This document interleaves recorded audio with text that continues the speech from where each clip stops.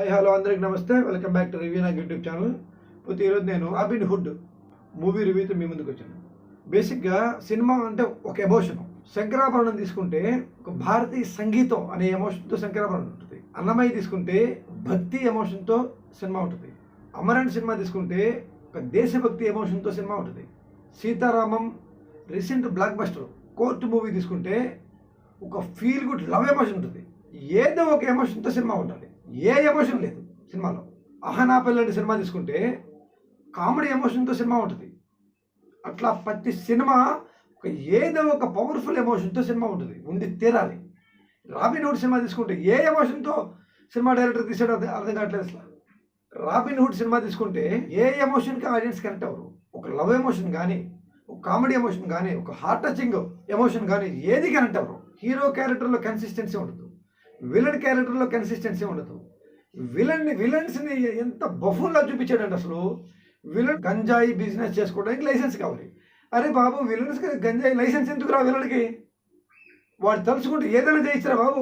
వాడు వ్యవస్థలు మేనేజ్ చేయొచ్చు, అందరిని కొనిపడేయచ్చు, అడ్డం వచ్చిన వాళ్ళు చంపేయచ్చు, వనికి చేయొచ్చు విలన్ అంటే. అరే నాయన, రామాయణ మహాభారతాలు చదవండిరా. అందులో ఏ క్యారెక్టర్ ఎలా బిహేవ్ చేస్తావు మీకు కనీసం కొద్దిగానే బుద్ధి జ్ఞానం వస్తుంది. ఈ సినిమాలో ఈ director Robin Hood director Venky కుటుంబలకి నీకు ఇండస్ట్రీతో పాటు పబ్లిక్ కూడా నీకు పాదాపందన చేయాలి. అప్పుడుగా నీకు బుద్ధి రాదు. ఏం కథ రాయటం, ఏ సినిమాలు చేయటం, ఆడియన్స్ని చిత్రహింస పెట్టడానికి నువ్వు ఉంది.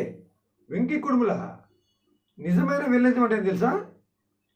విలన్లో అల్టిమేట్ కన్సిస్టెన్సీ ఉండాలి. తను అనుకున్న లక్ష్యం సాధించడానికి ఎంతోమంది ప్రాణాలు తీసేయాలి, చివరిదాకా పోరాడాలి. ఆ ప్రాసెస్లో హీరో చేతిలో పోవాలి, అది వేరే విషయం. అది నితిన్ విషయానికి వస్తే, నితిన్ ఎంతో కష్టపడి ఎదిగిన వ్యక్తి. బ్యాక్గ్రౌండ్ ఉన్నప్పటికీ కష్టపడి ఎదిగిన వ్యక్తి. డ్యాన్స్ రాని స్థితి నుంచి డ్యాన్స్ని ఎక్స్ట్రీమ్ లెవెల్లో సాధన చేసి అత్యద్భుతమైన స్టార్డమ్ ఆడియన్స్ చేతుల నుంచి లాక్కున్న వ్యక్తి. కానీ ఇటువంటి సినిమాలు సెలెక్ట్ చేసుకుంటే ఏం ఉపయోగం? కరెక్ట్గా నితిన్ ఇట్లాంటి ఒక 4 సినిమాలు చేశాడంటే అతనికి ఉన్న మార్కెట్ మొత్తం జీరో అయిపోతుంది. గ్యారంటీ చెప్తాను నేను. తల బద్దలైపోద్ది రాబిన్ హుడ్ సినిమా చూసేస్తే. అదండి, దీన్ని బట్టి సినిమా ఎలా ఉంటుందో మీరు ఊహించుకోండి.